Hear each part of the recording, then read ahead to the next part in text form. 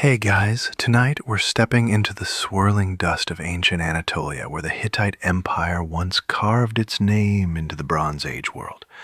Picture yourself standing on a windswept plateau, the air sharp with the tang of cedar and iron, as chariots rumble in the distance, their wheels churn the earth, and you squint against the sun glinting off bronze spears. This is the Hittite heartland, a place of raw power and ambition where a people rose from obscurity to rival Egypt's pharaohs. Spoiler alert. You probably won't survive their world of clashing swords and tricky diplomacy, but let's try anyway. So, before you get comfortable, take a moment to like the video and subscribe, but only if you genuinely enjoy what I do here. Drop your location and local time in the comments. I'm curious where you're listening from.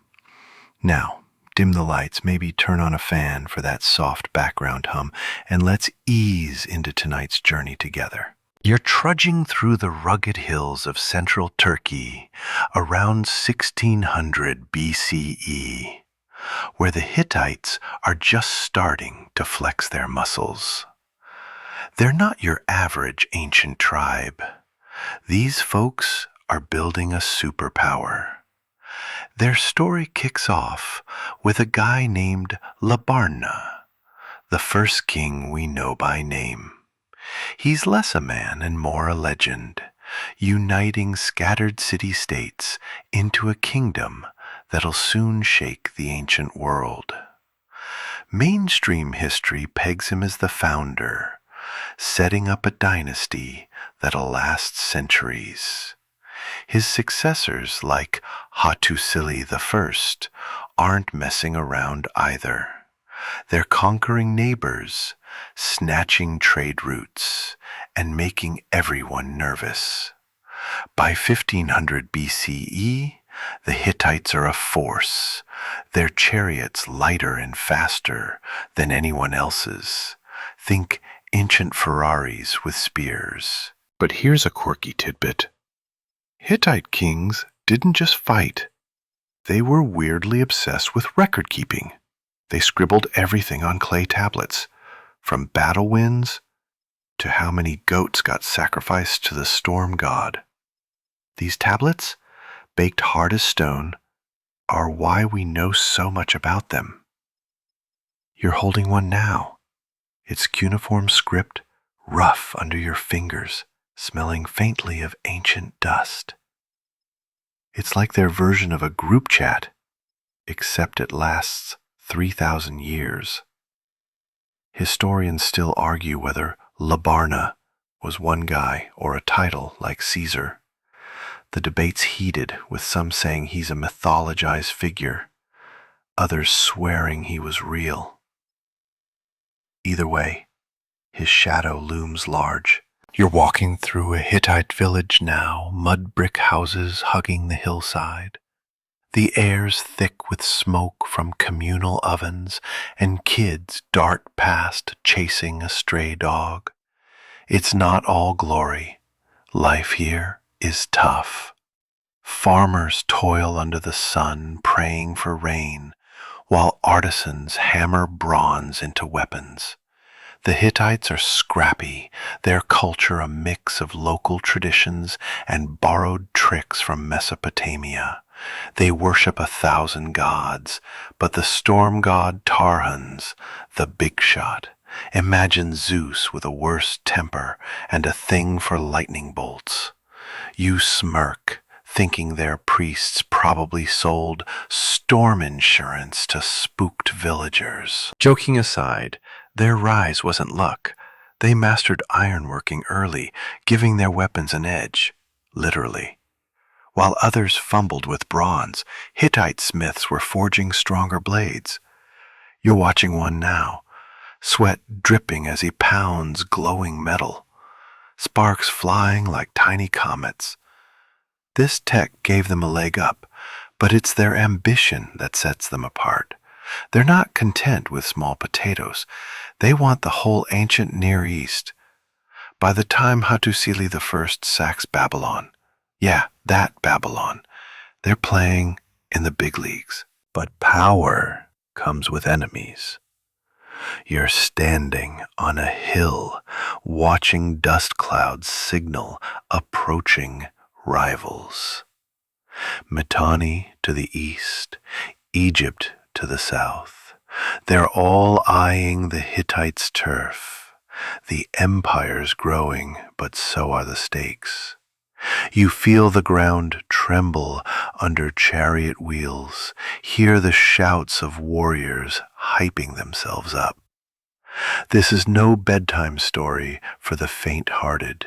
It's a saga of grit and glory. As you turn toward the horizon, the Hittite capital, Hattusa, beckons. That's where we're headed next, but for now, soak in the chaos of their rise. You're in deep now, and there's no turning back. You're approaching Hattusa, the Hittite capital, its massive stone walls rising like a fortress from the Anatolian plateau. The air carries the scent of baked clay and pine, and you hear the distant clang of hammers on bronze. This city, sprawling across rocky hills, is the beating heart of the empire you've just seen rise. Remember those clay tablets etched with boasts of conquest?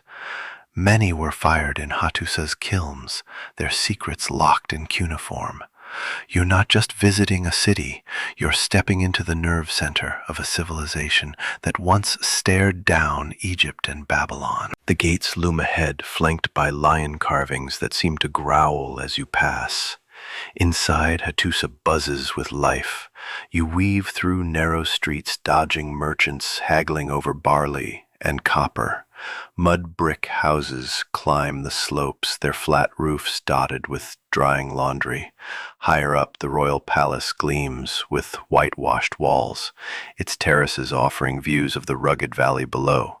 Mainstream history tells us Hattusa was founded around 1650 BCE, growing into a metropolis of 50,000 at its peak. That's huge for the Bronze Age, like an ancient New York, but with more goats and fewer skyscrapers. You pause at the great temple, dedicated to the storm god Tarhun.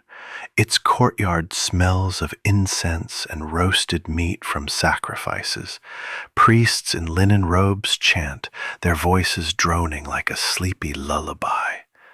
Here's a quirky tidbit. The Hittites were so paranoid about ritual purity that they had a rule: drop a sacred bread loaf and you're executed. Imagine the stress of being a clumsy priest. You chuckle, picturing someone fumbling a loaf and sprinting for the hills. Historians still argue whether these extreme laws were enforced or just scare tactics to keep order. The debate's murky, with some saying it shows Hittite obsession with control, others claiming it's exaggerated propaganda. You climb to the Acropolis, where the king's scribes work in shaded rooms. They're scratching away on tablets, recording everything from grain harvests to omens in the stars. You peer over one scribe's shoulder, his stylus carving wedge-shaped marks. These archives are a gold mine. Tens of thousands of tablets have been unearthed here, giving us glimpses of Hittite life. You're tempted to sneak one as a souvenir, but the guards nearby with their bronze-tipped spears aren't exactly inviting.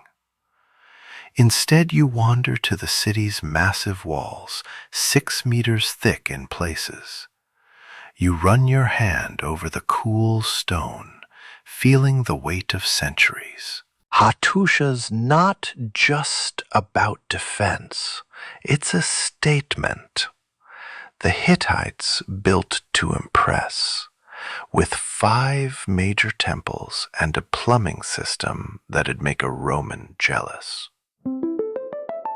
You're strolling past a stone-lined reservoir, its water glinting in the sun. It's fed by aqueducts, a feat of engineering that screams, "We're here to stay." Spoiler, they won't. But let's not get ahead of ourselves.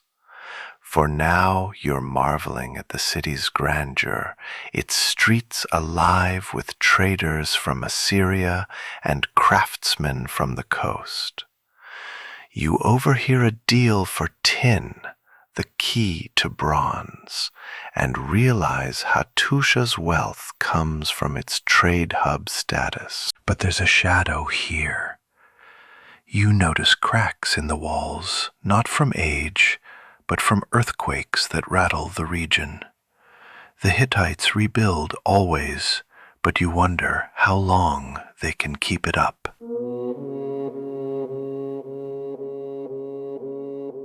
The city's strength feels eternal, yet fragile, like a sandcastle before the tide. You're standing on a rampart now, gazing at the horizon where enemies, Mitanni, Casca tribes, lurk. The wind carries a faint drumbeat of war, a reminder that Hattus's glory draws envy. You smirk, thinking the Hittites probably invented the phrase, haters gonna hate. As you descend back into the city, the marketplace hums with voices in a dozen languages. You buy a clay cup of barley beer, weak, but it's the vibe, and sip it while watching a potter spin his wheel. Hattusa's a masterpiece, but it's not invincible. The seeds of its fall are already here, hidden in plain sight. You're not sure what they are yet, but the city's pulse feels too fast, too feverish. For now, you let the noise of the streets wash over you, carrying you toward the next chapter of this empire's saga. You're riding with the Hittite king now, his chariot rattling over the Anatolian plains, dust swirling in your wake. The air is thick with the scent of leather and sweat, and you grip the rail as horses snort, charging toward a battlefield. Hattus's grandeur with its lion gates and humming markets is miles behind. Out here it's all about power, raw, bloody, and hard-won. The Hittites didn't just build a capital. They forged an empire through war, and their kings were the sharp end of the spear. You're in the thick of their reign, where every victory feels like a roll of the dice against fate. Picture Mursili I, one of their early heavyweights, around 1550 BCE. He's the guy who sacked Babylon, a city so big it made Hattusa look like a village. Mainstream history marks this as a high water mark for the Hittites, proving they could punch way above their weight. You're watching him now, his bronze armor gleaming, shouting orders to archers as they loose arrows into a rival army. His chariot's a blur, weaving through enemy lines like he's playing a deadly game of tag. Winning, obviously, he's got that Hittite knack for turning chaos into triumph. But here's a quirky tidbit. Hittite kings were just warriors. They were part-time priests, moonlighting as divine middlemen. Mursili probably spent his mornings slaying enemies and his afternoons praying to the storm god Tarhun, asking for better weather or fewer rebellions. You snicker, imagining him juggling a spear and a sacred scepter, probably muttering, "Why didn't I delegate the prayer stuff?" Historians still argue whether this dual role strengthened their rule or stretched them thin. Some say it gave kings godlike authority. Others think it bogged them down in rituals when they should have been fighting. You're on the battlefield now, the clash of bronze on bronze ringing in your ears. Hittite warriors are disciplined, their chariots lighter than anyone else's, zipping around like ancient tanks. You duck as an arrow whizzes past. Yep, you're definitely not cut out for this. The enemy, some Mitanni warband, is faltering, their lines breaking under the Hittite onslaught. You notice the king's strategy: hit fast, hit hard, then retreat before the enemy can regroup. It's brutal but effective, like a bar fight where you're already out the door before the bouncer shows up. The Hittites' military edge comes from their iron weapons, sharper and tougher than bronze. You're close enough to see a soldier's blade slice through an enemy's shield, the metal glinting like a cruel smile. This tech, paired with their chariot tactics, makes them a nightmare on the open field. But it's not all smooth sailing. You overhear a general grumbling about the Casca tribes, those pesky hill raiders who keep hitting Hittite supply lines.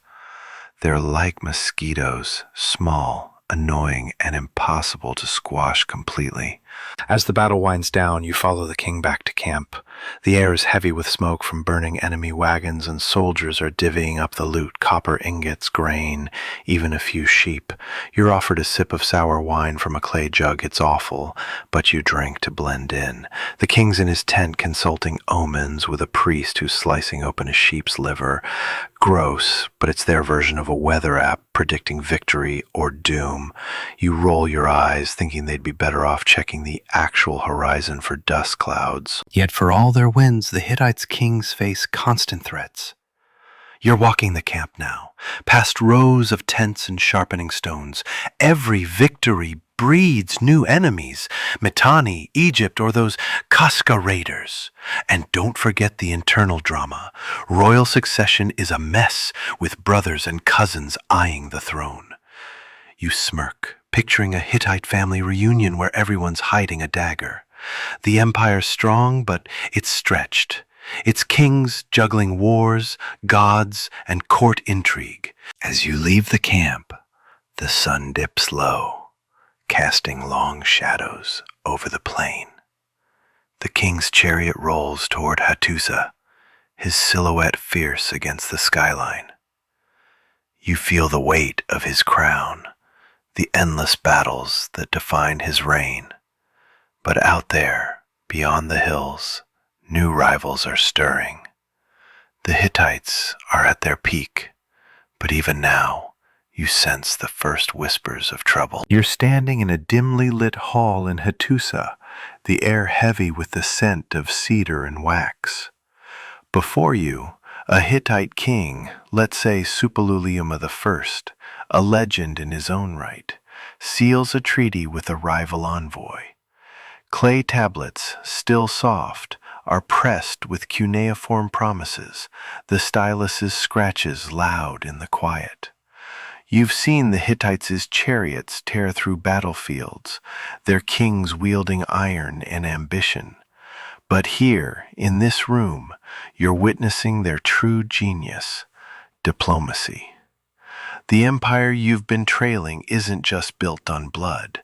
It's held together by words, oaths, and some seriously clever deal-making. Mainstream history hails the Hittites as pioneers of international treaties, most famously the Treaty of Kadesh around 1259 BCE with Egypt's Ramesses II. It's the oldest known peace treaty, a Bronze Age masterpiece of let's not kill each other anymore. You're watching scribes copy it now, detailing borders and mutual defense pacts. The tablets headed for Egypt, where it'll be carved in stone, talk about a flex. This treaty ends decades of war, proving the Hittites can play nice when it suits them. You smirk, thinking it's like a 3,000-year-old ceasefire tweet, but with more gravitas. Here's a quirky tidbit. Hittite diplomats were obsessed with marriage alliances. Kings sent daughters to rival courts like living contracts, sealing deals with weddings. Imagine being a Hittite princess, packed off to marry some foreign prince, your dowry including 50 goats and a fancy chariot. You chuckle, picturing her rolling her eyes, muttering, "Great, another desert honeymoon." Historians still argue whether these marriages stabilized the empire or stirred resentment.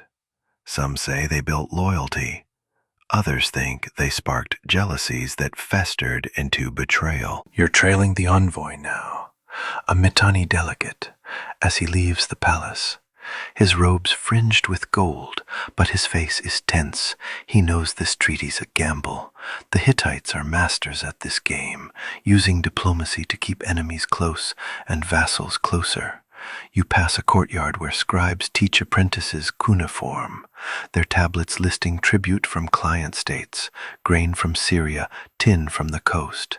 The empire's a web, with Hattusa at the center, pulling strings through letters and envoys. You're handed a clay tablet to inspect. It's a letter to a vassal king, polite but with a vibe that says, "Pay up, or our chariots visit." This diplomatic machine isn't just about peace. You're in the archives now, shelves stacked with tablets. Think of it as the Hittites' cloud storage. Some record threats. Obey, or the storm god smites you. Others offer gifts like silver or horses to sweeten deals. You're impressed, but also uneasy. The Hittites' network is vast, stretching from Anatolia to Mesopotamia, but it's fragile. One broken treaty, one rebellious vassal, and the web could tear. You joke to yourself that their diplomats must have had ulcers from all the stress. Outside, you watch a caravan depart for Egypt, carrying the Kadesh Treaty's copy. The camels groan under the weight of gifts, bronze daggers, dyed wool to seal the deal. You're struck by the Hittites' foresight. They know war's expensive. Better to negotiate than bleed. But not everyone's on board. You overhear a general muttering about coddling enemies. The courts split, some craving conquest, others banking on peace. You wonder if this balancing act can last, especially with those Casca raiders still harassing the borders, like that annoying neighbor who never mows their lawn. As you leave the hall, the king's still there, signing another tablet. His face is calm, but his eyes are sharp, weighing every word. You feel the empire's pulse here, steady but strained. Diplomacy's kept the Hittites on top, turning rivals into allies and wars into weddings. But you're starting to sense cracks. Vassals grumbling, allies hedging bets. The treaties are strong, but they're only as good as the trust behind them. You're walking away now, the hall's echo fading, but the weight of those clay promises lingers, heavy as the Anatolian dusk. You're back in Hattusa, but the air feels different now. Thicker, laced with unease. The bustling markets and clanging forges you wandered through earlier seem muted, as if the city's holding its breath.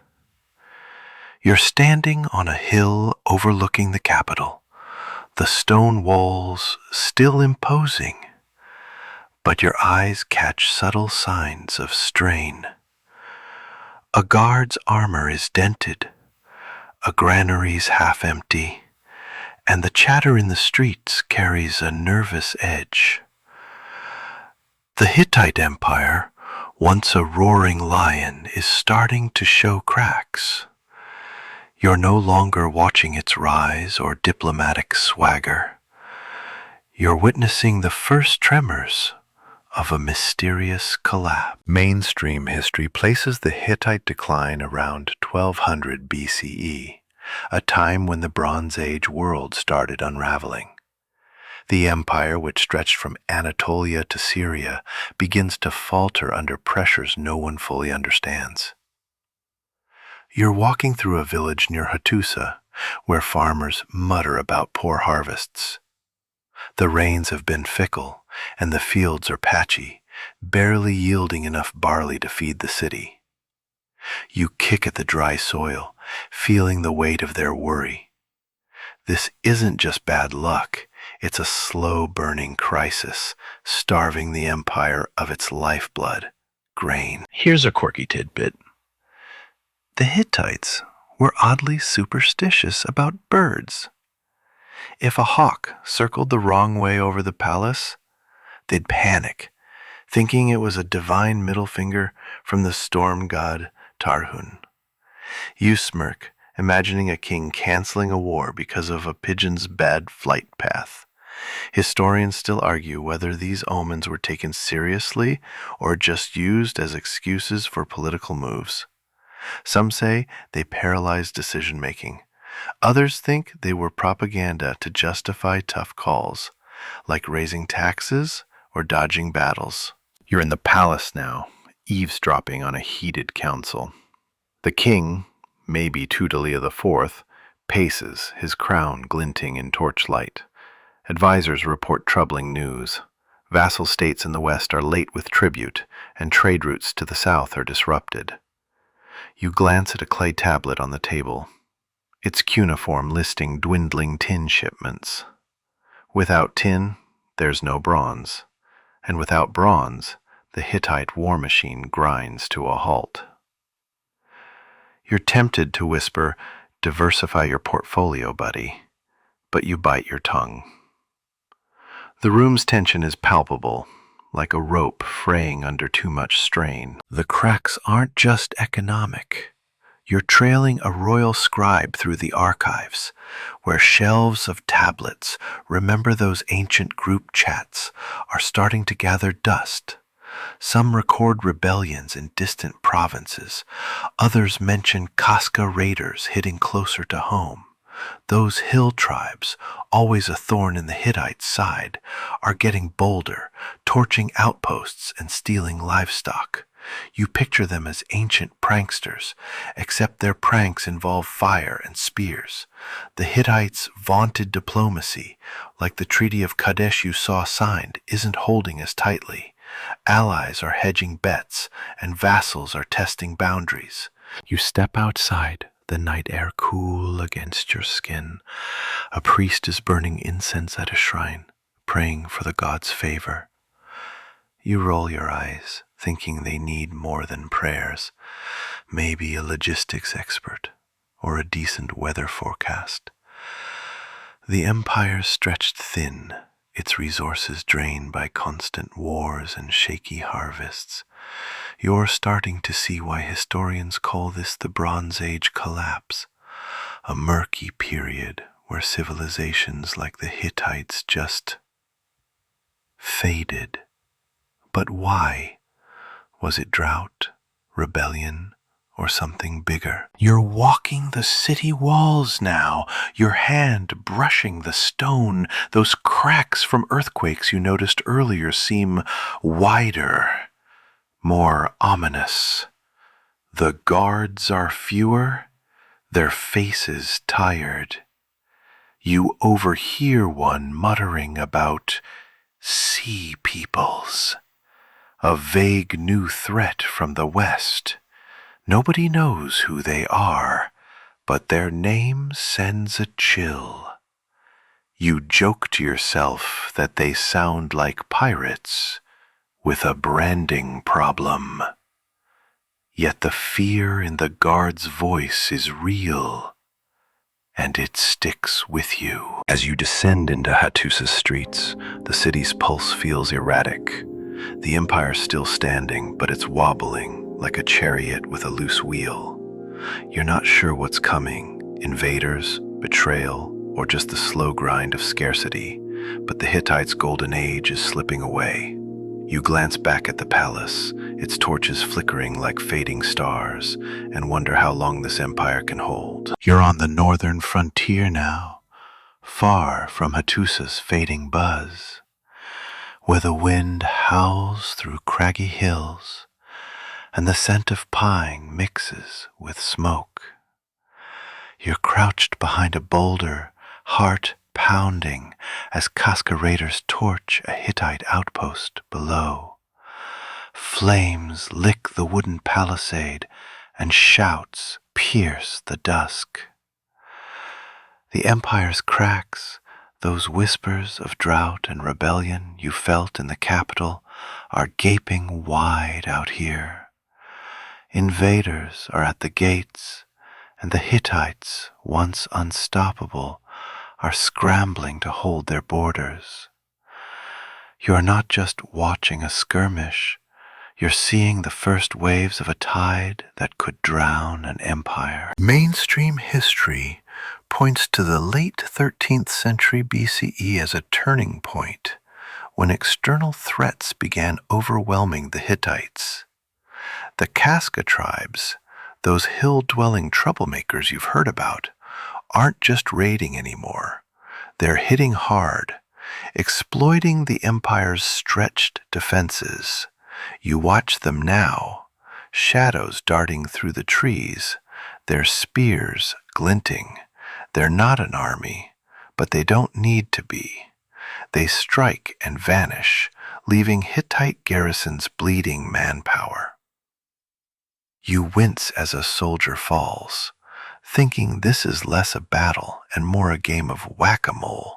The Hittites are losing. Here's a quirky tidbit. The Hittites tried bribing the Casca with land and titles, like offering a burglar your guest room to stop breaking in.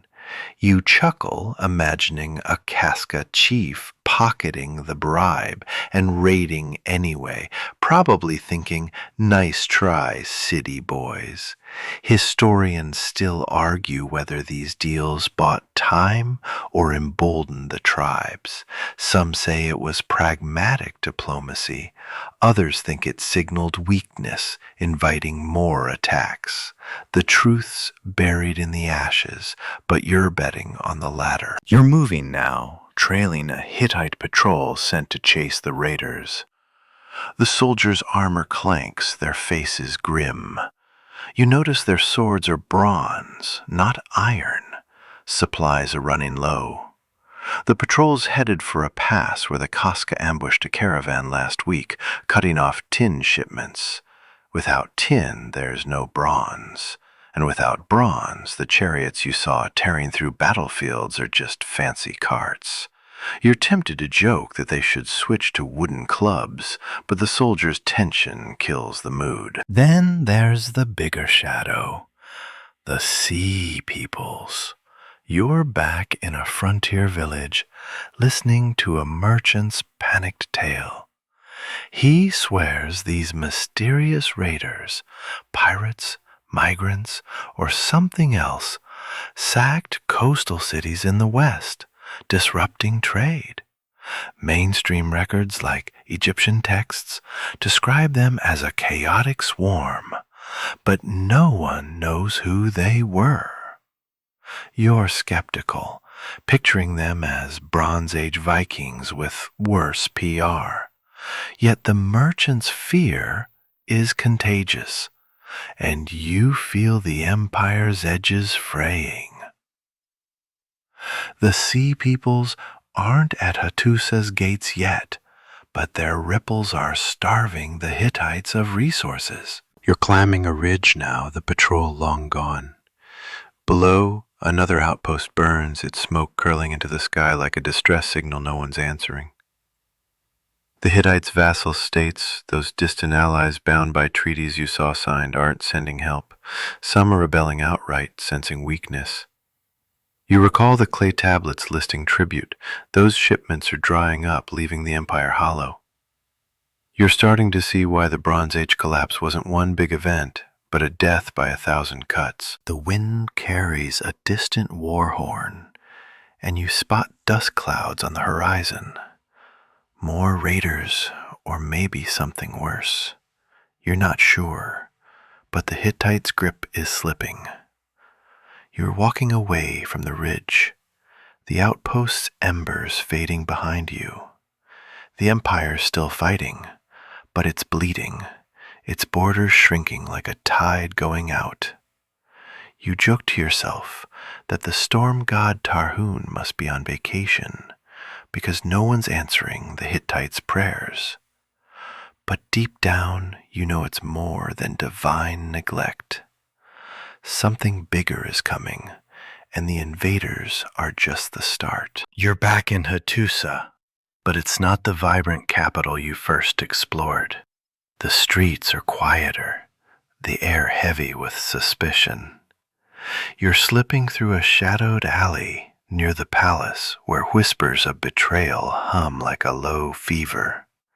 The empire's under siege from raiders and drought, but now the danger's closer, within the Hittite ranks themselves.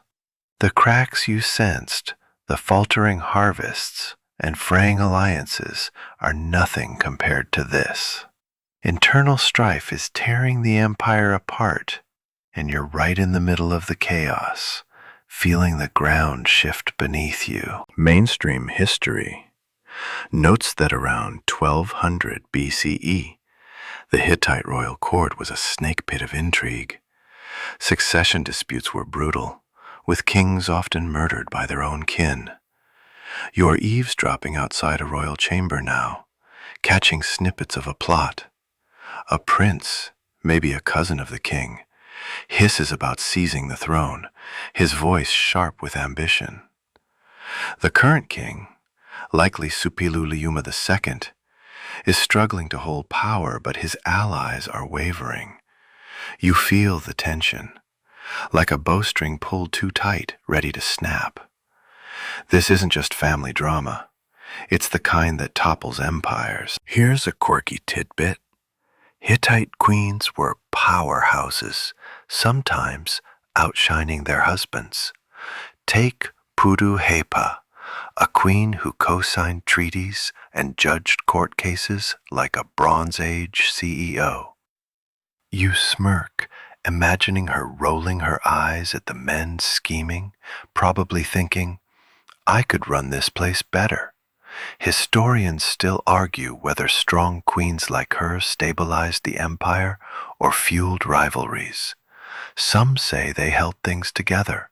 Others think their influence sparked jealousy, especially among ambitious princes.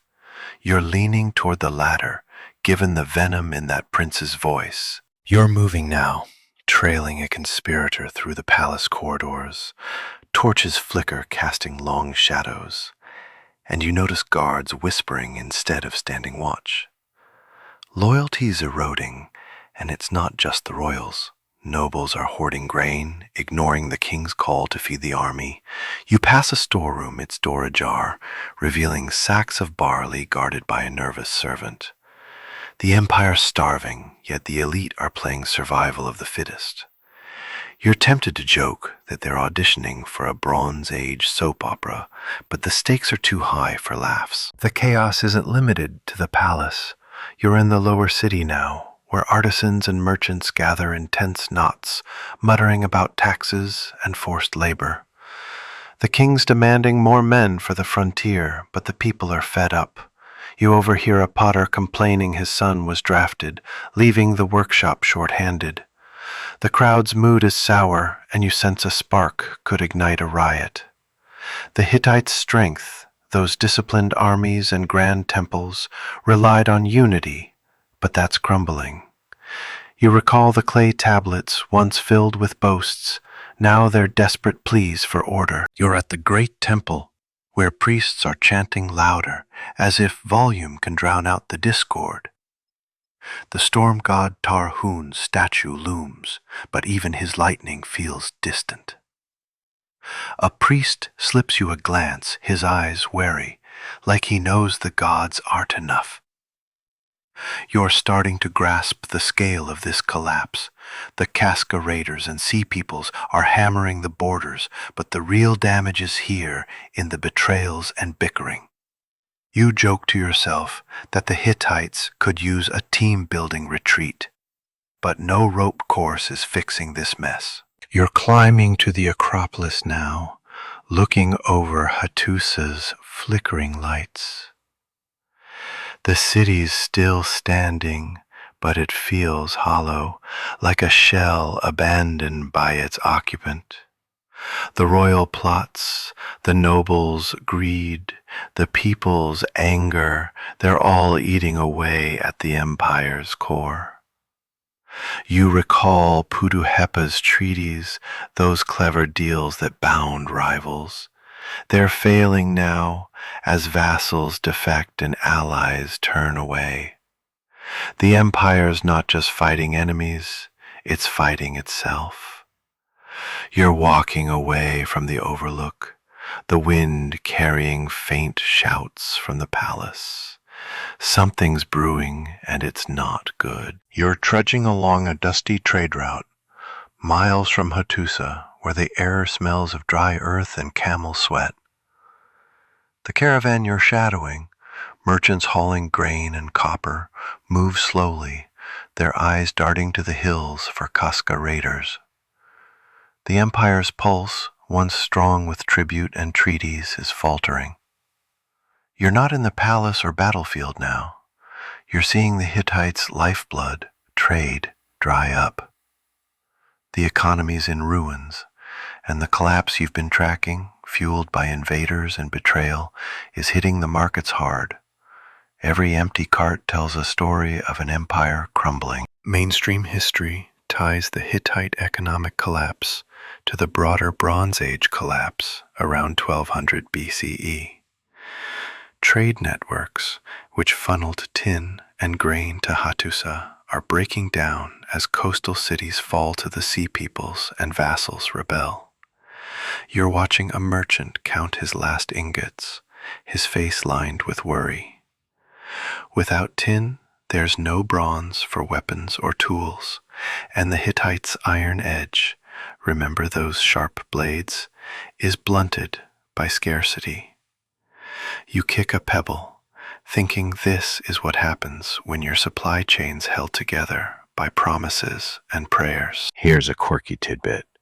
Hittite merchants used sealed clay tablets as promissory notes, like ancient IOUs. If a deal went sour, they'd smash the tablet. Talk about breaking a contract literally. You grin, picturing a trader yeeting a tablet at a cheating partner, shouting, "We're done!" Historians still argue whether this system was genius or a bureaucratic nightmare. Some say it streamlined trade. Others think it bogged down commerce with red tape, especially when routes started failing. You're siding with the latter, given the empty stalls you're seeing. You're in a market town now, its stalls half deserted. A potter's wheel sits idle, and a weaver's loom is tangled with unfinished cloth. The locals barter scraps, barley for a chipped dagger, because silver's vanished. You overhear a trader curse the coastal ports, sacked by those shadowy sea peoples. The flow of goods, cedar from Lebanon, dyes from Phoenicia, has stopped, leaving Hittite craftsmen jobless. You're tempted to joke that they should pivot to a barter-based startup, but the hunger in their eyes kills the humor. The ripple effects are brutal. You're trailing a farmer to his fields, where crops wither under a merciless sun. Drought, which you felt in Hattusa's empty granaries, is worse here. The farmer's hands are cracked, his voice bitter, as he blames the king for taxing what little he has. The empire's demands, grain for soldiers, labor for walls, are draining villages dry. You recall the nobles hoarding in the capital. Out here, there's nothing to hoard. The Hittites' wealth, built on trade and tribute, is evaporating like water in the desert. You're at a crossroads now, where caravans once converged. It's eerily quiet, the ruts in the road fading from disuse. A broken cart lies abandoned, its load of pottery shattered. You pick up a shard, its glaze still bright, and feel the weight of a lost world. The Hittites' economy wasn't just about goods. It was the glue holding their empire together. Without it, the chariots, temples, and treaties, everything you've seen, are hollow. You're starting to see why the collapse was so swift. A starving empire can't fight or negotiate. You're walking away from the crossroads, the sun dipping low. A lone merchant passes, his donkey laden with meager wares. He mutters about moving south, where Egypt might still trade. You joke to yourself that he's chasing the Bronze Age equivalent of a better Wi-Fi signal, but deep down you know the Hittites' network is gone. The Casca raids, the sea peoples, the drought, they've cut the arteries. Hattusa's still standing, but it's a ghost of itself, its market silent, its wealth a memory. You glance back at the empty road, feeling the empire slip further into the dust. You're picking up where you left off, standing amid Hattusa's ruins, the wind whistling through shattered stone. The Hittite Empire's collapse, a puzzle of drought, raids, and betrayal, is almost complete. You're scouring the wreckage for answers, trying to grasp why this powerhouse vanished so abruptly. The lion gates, the bustling markets, the clay tablets, gone, as if the earth swallowed them whole. Your boots crunch on broken pottery, each step a question. What happened here? Mainstream history pegs Hattusa's fall around 1178 BCE, likely sacked by Casca tribes or the elusive sea peoples. You're kneeling in the great temple's ruins, where a toppled statue of the storm god Tarhun lies half-buried. Charred beams and scattered altars hint at a violent end. The city wasn't just abandoned, it was gutted, its people scattered or lost. You lift a cracked tablet, its cuneiform faded, and feel the sting of a story erased. This was no gradual decline.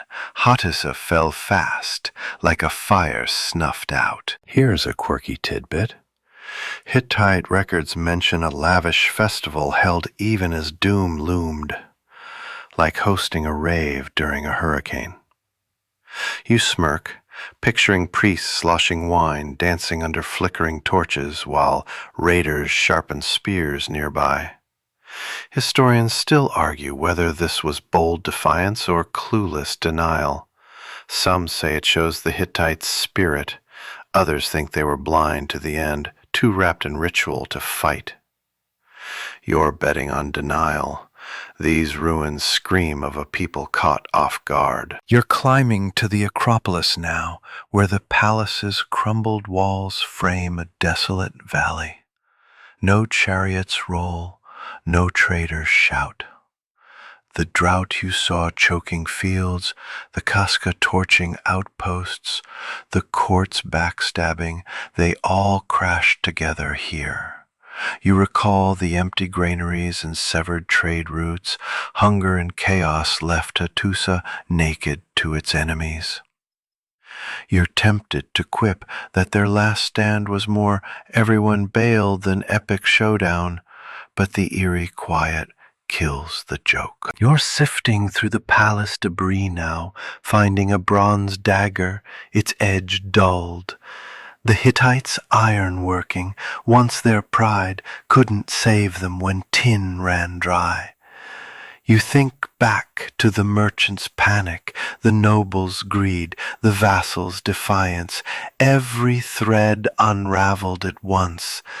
The sea peoples, those shadowy raiders, likely struck the coast, cutting off supplies, while Casca tribes hit the heartland. You imagine the final days, smoke rising, gates splintering, screams echoing. Did the king fight or flee? No tablets tell that tale. You're at the city's edge, staring at the horizon. A faint path leads to the hills, maybe where survivors fled. Some scholars think small Hittite groups lingered in southern cities, but the empire, its armies, its treaties, was done. You recall those bird omens, the hawk circling wrong. Maybe the Hittites saw their fate but couldn't act. You're starting to get why the Bronze Age collapse is so murky. Too many disasters, too few records. You joke to yourself that the storm god Tarhun must have overslept, leaving his people to the dust. You're sitting on a broken wall now, the sun low, casting long shadows over Hattusa. The empire's gone, its pulse stopped. You've walked its rise, its glory, its cracks, and now its grave. The why isn't one answer, drought, raids, betrayal, bad luck. It's all of it, a perfect storm. You pick up a pottery shard, its glaze faded but stubborn, and slip it into your pocket. Hattusa's silent, but its ghost lingers, whispering of a world that vanished too soon. You're standing on a windswept hill, the ruins of Hattusa sprawling below, like a faded map of a forgotten world. The empire's gone, its chariots, treaties, and storm gods swallowed by the sands of time. You've walked through its rise, its glory, its unraveling, and its silent end. Now you're here to trace what remains, to feel the Hittites' legacy echoing through the ages. The air's cool, tinged with the scent of dry grass, and you're searching for the faint pulse of a civilization that shaped history before vanishing. This isn't just a goodbye, it's a reflection on what endures when empires fall. Mainstream history credits the Hittites with shaping the Bronze Age. Their innovations, ironworking, treaties like Kadesh, rippling forward. You're holding that pottery shard from Hattusa's ruins, its glaze a stubborn spark of their craftsmanship. Their laws etched on clay influenced later codes like Hammurabi's, and their diplomacy set a blueprint for nations. You're walking a faint path now, where Hittite survivors might have fled south, carrying scraps of their culture to cities like Karshemish. These Neo-Hittite states kept their language and art alive, faint embers of a lost fire. Here's a quirky tidbit. Hittite myths, like the tale of a dragon-slaying storm god, eerily mirror later Greek and Norse stories. You grin, imagining a Hittite bard, spinning yarns that somehow reached Viking firesides, minus the mead. Historians still argue whether these myths spread through trade or were just universal human dreams. Some say the Hittites seeded Western storytelling. Others think it's coincidence, born of shared fears and skies. You're leaning toward trade. Their caravans carried more than tin. You're in a modern museum now, gazing at a Hittite relief, a king, spear in hand, carved in stone. It's from a Neo-Hittite city, proof their legacy limped on for centuries. The museum's quiet, but the stone speaks of power, of loss. You think back to Hattusa's lion gates, its bustling markets, its frantic last festival. The Hittites' collapse, drought, raiders, betrayal was a perfect storm, but their ideas didn't die. Their cuneiform tablets, those ancient group chats, were dug up millennia later, telling us who they were. You're struck by how fragile yet stubborn their mark is. You're outside again, on that Anatolian hill, the sun dipping low. The valley's still, but you imagine Hittite ghosts, smiths, scribes, queens, watching from the shadows. Their empire fell, yet their iron, their laws, their stories shaped the world. You recall Puddaheppa's treaties, Morsili's conquests, the farmers' struggles. They were people, not just ruins, and their echo lingers in every legal code, every epic tale. You joke to yourself that the storm god Tarhun's still chuckling knowing his people left a dent in time. You're sitting now, the shard in your hand, its weight grounding you. The Hittites' lesson isn't just about collapse.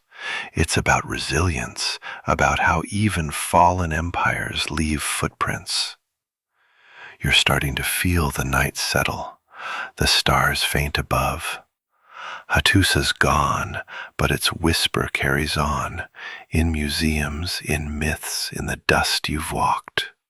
You're ready to let it rest, to carry its story with you as the world turns. You're sinking into the quiet now, the hill's breeze softening, wrapping you in a gentle hush.